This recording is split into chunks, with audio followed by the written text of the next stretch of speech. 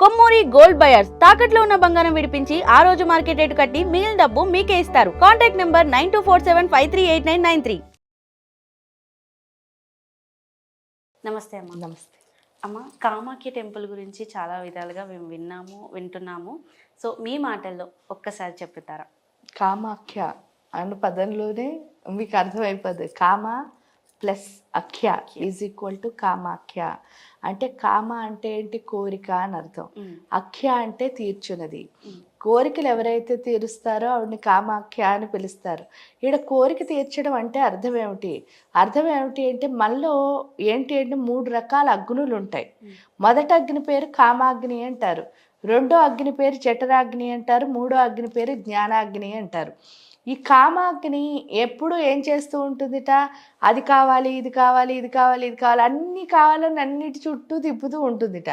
తిప్పుతూ ఉన్నప్పుడు ఏమవుతుంది అంటే ఎప్పుడు అసంతృప్తే, ఏది సాధించలేమన్నమాట.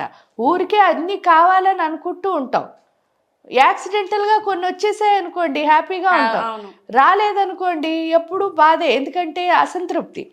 ఈ కోరిక తీర్చుకోకపోవడం కూడా అసంతృప్తే కదా. ఎందువల్ల కోరిక తీరట్లేదు అంటే ఊరికే మనకు అది కోరిక మాత్రమే ఉంది, అంటే అది కావాలి, ఇది కావాలి, ఇది కావాలి అని అనేసుకుంటున్నాం అంతే.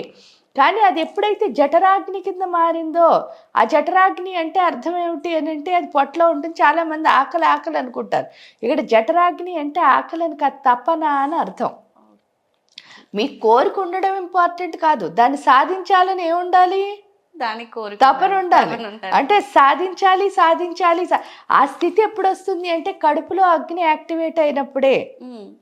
ఆకలేసినప్పుడు కాదు, కడుపులో అగ్ని ఎప్పుడైతే యాక్టివేట్ అవుతుందో జఠరాగ్ని, అప్పుడు అనిపించేది ఏంటి అని అంటే అది చెయ్యాలి, అది ఎలా అయినా సాధించాలి అని అంటుంది. సాధించాలి అన్న తపన ఎప్పుడైతే వచ్చిందో సాధించే స్థితిని జ్ఞానాగ్ని అని అంటారు. ఆ స్థితి ఎవరిస్తారు అంటే కామాఖ్య. ఎందుకంటే ఆవిడ మూలాధార స్వాదిష్టాన్ని మీరు చూస్తే కామాఖ్య అంటే యోని రూపం కింద మనం కొలుస్తాం. యోని రూపం అంటే అర్థం ఏమిటి? మూలాధార స్వాదిష్టాన చక్రాలు. ఈ మూలాధార స్వాదిష్టాన చక్రాల్లో ఉన్న కామాగ్నిని ఆవిడ జఠరాగ్ని కింద మార్చి జ్ఞానాగ్ని చేస్తుంది. అందువల్లే కోరికలు తీరడం అంటే అర్థం ఏమిటంటే మనలో ఉన్న అసలు ఇన్ని కోరికలు ఎందుకు వచ్చాయి అని అంటే ఫస్ట్ అదో కన్ఫ్యూజన్.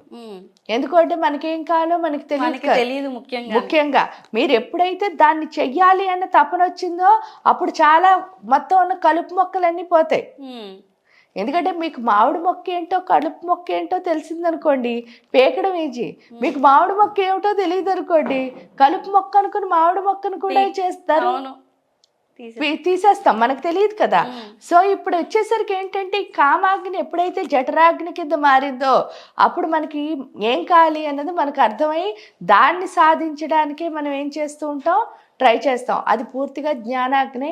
దాన్ని సాధించుకునే స్థితి ఎవరైతే ఇస్తారో ఆవిడనే కామాఖ్యాదేవి అని పిలుస్తారంటే ఏంటి అంటే మనకి అంటూ ఒక క్లారిటీ ఇస్తుంది. దానికి తోడు ఏంటి అంటే మామూలుగా చూసినా కూడా మనం అమ్మ యోని నుంచే బయటకు వస్తాం.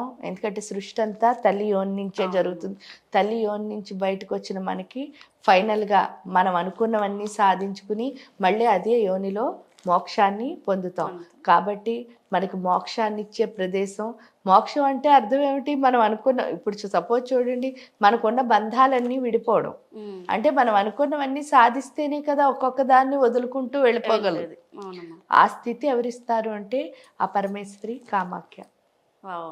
నిజంగా చాలా చక్కగా తెలియజేశారమ్మా. ధన్యవాదాలు.